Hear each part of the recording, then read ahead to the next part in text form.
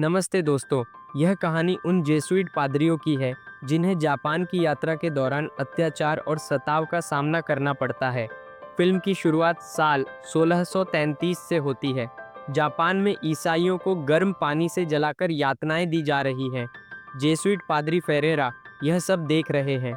पीछे से उनकी आवाज़ में बताया जाता है कि स्थानीय शासक नई धर्म व्यवस्था पर कितना अत्याचार कर रहे हैं। शासन चाहता है कि पादरी अपनी आस्था छोड़ दें, लेकिन वे यातना सहने को तैयार रहते हैं। उनका मानना है कि शहीदों का खून ही ईसाई धर्म की आधारशिला है। बाद में जेसुइट कॉलेज में दो युवा पादरी यह सब सुनते हैं। उन्हें पता चलता है कि फेरेरा का यह पत्र ही उसका आखिरी संदेश था जो व्यापारियों के जरिए मिला। साथ ही खबर मिलती है कि फेरेरा ने यातनाओं के बाद ईसाई धर्म छोड़ दिया और अब जापान में ही एक स्थानीय की तरह रह रहा है। लेकिन युवा पादरी रॉड्रिग्स और गारुपे इस पर विश्वास नहीं करते। फेरेरा उनके लिए कोई साधारण व्यक्ति नहीं था, वह उनके गुरु और आध्यात्मिक मार्गदर्शक हैं। दोनों पादरियों को लगता है कि यह खबर झूठी हो सकती है, जिसे केवल कैथोलिक चर्च की शक्ति कमजोर करने के लिए फैलाया गया है। मुख्य पादरी की इच्छा के खिलाफ जाकर भी वे जापान जाने का निश्चय करते हैं ताकि खुद सच्चाई जान सकें। फिर साल 1640 में पादरी चीन पहुंचते हैं और वहां उन्हें एक शराबी मछुआरे किचिजीरो मिलता है। वह जापान का रहने वाला है। एक बार उसकी नाव तूफान में डूब गई थी और उसे चीन जा रहे एक व्यापारी जहाज ने बचा लिया था। पादरी सोचते हैं कि वह ईसाई है, लेकिन किचिजीरो खुद को ईसाई मानने से इनकार करता है। वह बताता है कि जापान में ईसाइयों की मौत हो रही है। फिर भी पादरी उसे मार्गदर्शक के रूप में अपने साथ ले जाते हैं। जब वे जापान के किनारे पर पहुंचते हैं तो नावें किनारे नहीं लगती, इसलिए उन्हें तैरकर उतरना पड़ता है। वहां उन्हें छिपकर रहना पड़ता है, क्योंकि विदेशी पादरियों और प्रतिबंधित धर्म के अनुयायियों के लिए हर कदम खतरनाक था।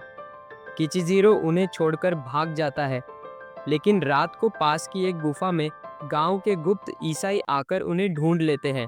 ये गरीब ग्रामीण पादरियों को देखकर बेहद खुश हो जाते हैं। वे उनसे धर्म रीति पूरी करने की विनती करते हैं, प्रार्थना कराना, बच्चों पर अच्छे संस्कार डालना और पाप स्वीकार करना। साथ ही वे पादरियों को छिपाकर रखते हैं ताकि गवर्नर के सिपाही, जिसे उसकी ईसाई विरोधी नीति के कारण इंक्विजिटर कहा जाता है, वो उन्हें पकड़ न लें। गुप्त ईसाई पादरियों को घुमावदार रास्तों से पहाड़ पर बने पुराने खदान के घर में ले जाते हैं। यहाँ वे छिपकर रहते हैं। वो नीचे बने गुप्त तहखाने में छुप जाते हैं और कभी-कभी गांव जाकर धार्मिक रीतियां पूरी करते हैं। कुछ समय बाद पादरियों को हमेशा छिपे रहना थकाऊ लगने लगता है। उनका धैर्य भी टूटने लगता है। वे थोड़ी देर धूप सेंकने बाहर निकलते हैं, लेकिन तभी उन्हें दूसरी बस्ती के ईसाई देख लेते हैं। लेकिन दोनों पादरी वापस घर में लौटकर तहखाने में छिप जाते हैं। बाहर से ईसाई दरवाज़ा खटखटाते हैं और विनती करते हैं कि उनसे बात करें, लेकिन पादरी चुप रहते हैं। आखिरकार जब वे लोग लौटने लगते हैं तो रॉड्रिगेज बाहर आता है।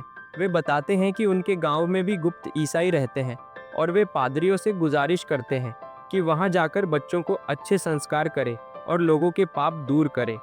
साथ ही वे किचिजीरो की कहानी भी बताते हैं। कभी उसकी पूरी फैमिली को अधिकारियों ने जिंदा जला दिया था, क्योंकि उन्होंने धर्म छोड़ने से इनकार कर दिया था। लेकिन सिर्फ किचिजीरो ने उनकी बात मान ली। उसने फुमिये परीक्षा पास की, जिसमें इंसान को ईसा मसीह या वर्जिन मैरी की तस्वीर वाली पट्टिका पर पैर रखकर अपने धर्म का अपमान करना पड़ता है। तब से किचिजीरो को बुरे सपने सताते हैं, लेकिन वह अब भी गुप्त ईसाइयों के लिए काम करता है।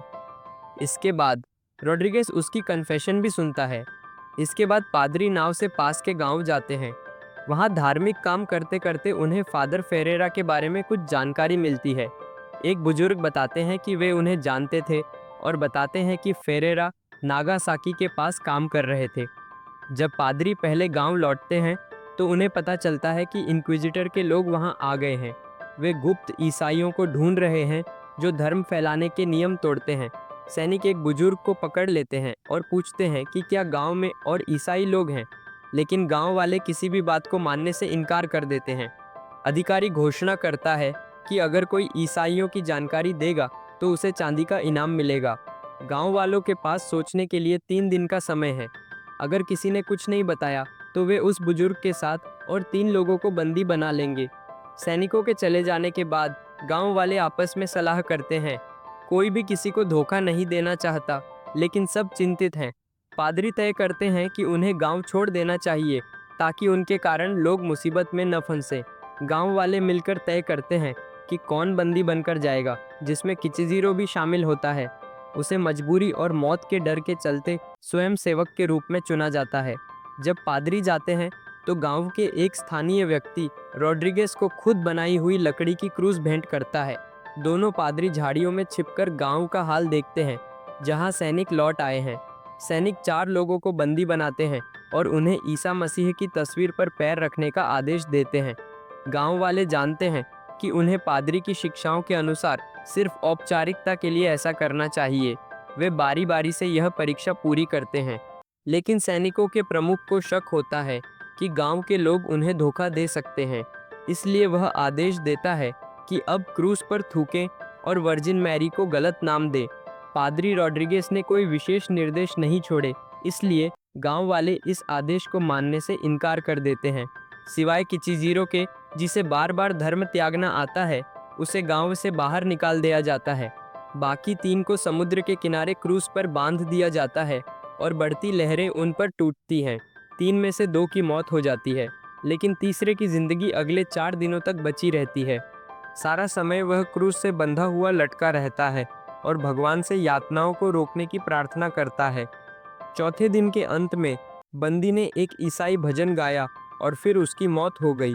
उसका शरीर बाकी लोगों के साथ जला दिया गया। गांव वाले उसे अपने तरीके से दफना न सकें। उसकी राख को समुद्र में फेंक दिया गया। इसके बाद पादरी द्वीप से भागकर अलग हो जाते हैं। रॉड्रिगेज गोत्तो द्वीप की ओर जाता है, जहां फादर फेरेरा का आश्रय था। रास्ते में उसे फिर से शक और विश्वास का संकट महसूस होता है। पहाड़ों में उसे फेरेरा का खाली घर मिलता है, लेकिन फेरेरा कहीं नहीं दिखाई देता। आगे बढ़ते हुए जेसुइट गलती से गिर जाता है और खतरनाक ढलान से गिरकर उसी जगह पहुंचता है जहां किचिजीरो मौजूद होता है। उसके के धर्म छोड़ने के सार्वजनिक अनुभव के बाद उसे थोड़ी नापसंदगी महसूस होती है। किचिजीरो पादरी को पास के एक छोटे घर में ले जाता है, खाना खिलाता है और वादा करता है कि उन्हें नज़दीकी गांव तक पहुंचाएगा। वहां भी कुछ गुप्त ईसाई रहते हैं जिन्हें धर्म और रीतियों की जानकार की तुरंत ज़रूरत होती है। अगले दिन यात्रा शुरू होती है, लेकिन पादरी बीमार हो जाता है। खारी मछली खाने के कारण उसे बहुत प्यास लगती है। किचिजीरो उसे एक झरने तक ले जाता है, जहां रॉड्रिगेज को पानी में ईसा मसीह की तस्वीर दिखाई देता है। वह पागल की तरह हंसने लगता है, यह देखे बिना कि उसे इंक्विजिटर के सैनिक घेर रहे हैं। वे उसे पकड़ लेते हैं और आखिर में किचिजीरो को चांदी के सिक्के फेंक देते हैं। किचिजीरो रॉड्रिगेज से क्षमा याचना करता है कि प्रभु, मुझे माफ़ कर दो। साथ ही अन्य बंदियों के साथ उसे एक बुजुर्ग द्वारा पूछताछ की जाती है। बुजुर्ग रॉड्रिगेज को बताता है कि जापान में ईसाई धर्म निषिद्ध है और उसने यहाँ आकर स्थानीय रीति रिवाज तोड़ने की कोशिश की, जो सही नहीं था।